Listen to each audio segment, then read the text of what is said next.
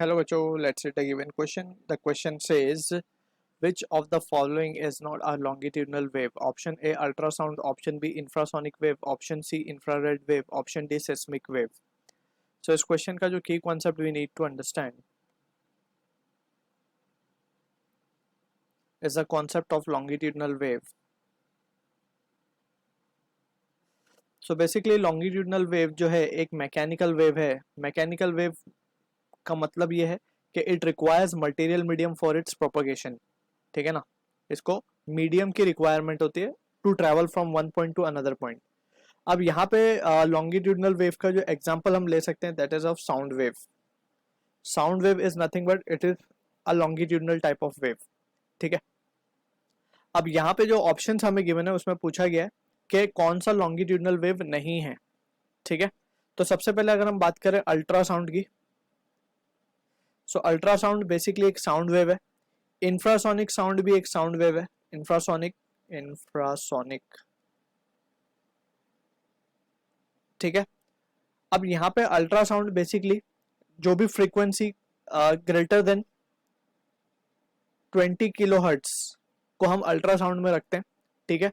Frequency less than 20 hertz is considered to be as infrasonic, और between 20 hertz and 20 kilohertz जो है वो हमारी ऑडिबल रेंज होती है जो कि ह्यूमन कैन हियर. ठीक है ना. तो ये दोनों ही बेसिकली किसके टाइप हैं? ये है साउंड के टाइप्स, साउंड वेव. ठीक. साउंड वेव है तो बेसिकली क्या होगा? ये लॉन्गिट्यूडनल वेव्स होंगे. ठीक है ना. अब हम बात कर लेते हैं सिस्मिक वेव की. सिस्मिक वेव बेसिकली इसको अर्थक्वेक वेव भी हम बोल सकते हैं. जब अर्थक्वेक आता है बेसिकली तो this is the wave that can be heard. ठीक है ना. तो इसकी भी फ्रीक्वेंसी रेंज बहुत कम होती है, that can only be detected by some animals. ठीक है. तो ये जो सिस्मिक वेव है, सिस्मिक वेव भी एक एकॉस्टिक एनर्जी है basically from within the earth surface या फिर within the planet.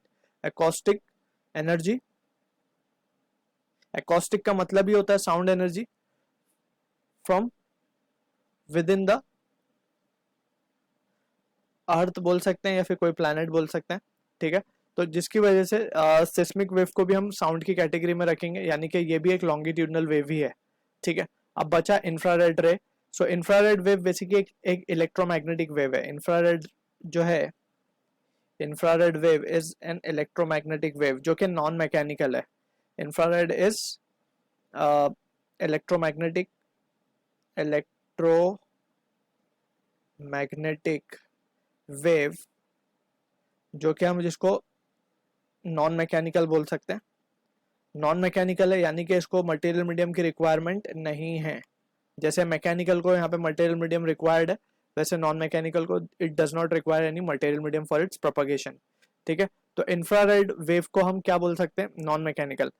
Also we can say ये जो इलेक्ट्रोमैग्नेटिक वेव होती है बेसिकली ये ट्रांसवर्स टाइप की होती है. अब ट्रांसफर्स का मतलब ये है कि इसमें जो है मीडियम तो होता नहीं because it is non mechanical. So इसमें जो इलेक्ट्रिक फील्ड और मैग्नेटिक फील्ड वाइब्रेट करती है. ठीक है. अदर देन जो एक्चुअल में ट्रांसफर्स वेव होती है जिसमें मीडियम पार्टिकल प्रोपोगेट करता है या मीडियम पार्टिकल वाइब्रेट करता है. ठीक है. सो यहाँ पे हम जस्ट ये याद रख सकते हैं कि infrared is electromagnetic and electromagnetic है that means it is non mechanical. Non mechanical में सिर्फ हम जो पढ़ते हैं वेव वो पढ़ते हैं electromagnetic wave. So from the option given, option C will be the correct answer for this question. So I hope you understood the solution. All the best.